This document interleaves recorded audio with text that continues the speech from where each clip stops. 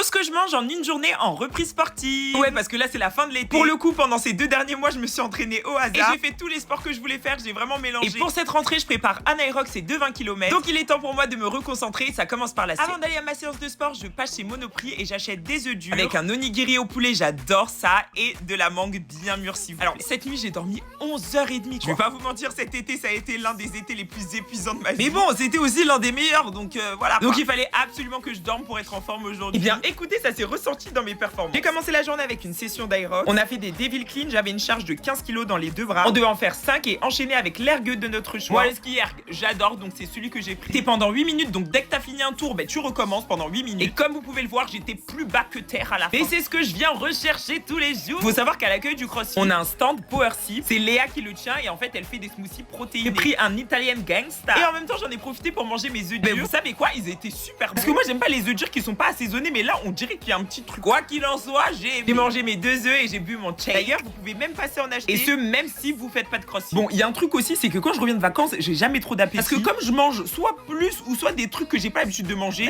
mon estomac, je sais pas, il est un peu retourné. Donc quand je rentre, je vois du poulet au four. Donc en ce moment, il y a toutes mes sœurs à la maison. Et quand il y a toutes mes sœurs, ça veut dire beaucoup de nourriture. Je me dis que c'est parfait pour le soir. Et bon, en fin de journée aussi, je me dis, il faudrait peut-être que je mange quelque chose de consistant. Parce que je dois aller courir et c'est pas avec 2 œufs qu'on va courir, quoi. Donc vers 18h, je mange mon onigiri que j'ai acheté ce matin. D'ailleurs, comme vous pouvez le voir, je les ouvre toujours super mal. Non, mais j'ai vraiment des lacunes pour le coup parce que j'en mange tout le temps et je n'y parviens pas. Pour moi, c'est vraiment le snack parfait et idéal quand je sais pas quoi manger. Bon, il faut savoir que ce soir, je devais aller courir avec l'une de mes sœurs, mais elle m'a planté un couteau dans le dos, donc je suis parti courir seul. Moi, si vous me connaissez, vous savez que je déteste courir le soir. Ce n'est absolument pas dans mes habitudes parce qu'en fait, je ne sais pas digérer. Ou du moins, je digère trop lentement. Mais bon, là, vu ce que j'avais mangé, ça allait pas être traumatisant, donc ça allait. Pendant mes 10 km, j'ai ma grand-mère qui m'a appelé, elle m'a dit, oh, mais passe à la maison. Parce qu'elle a des tomates et des fraises qui ont mûri. Non, mais regardez quoi. Bon, c'est littéralement ma voisine de palier et on a des poires aussi qui étaient mûres. Donc, je me suis dit que j'allais m'en servir pour me composer une petite assiette fraîcheur ce soir. Concombre, tomates, carottes râpées. Je mets aussi des raisins secs. Moi, vous savez, moi, ça me dérange pas le sucré salé, j'adore. Du riz, le poulet de ma soeur et de la sauce créoline que j'avais ramené de mon voyage en Martinique. Et que vois-je dans mon frigo? Vous savez, le gingembre là, comme ça, j'adore, j'en mets dans mon assiette. Ma petite soeur arrive et elle essaye de me donner des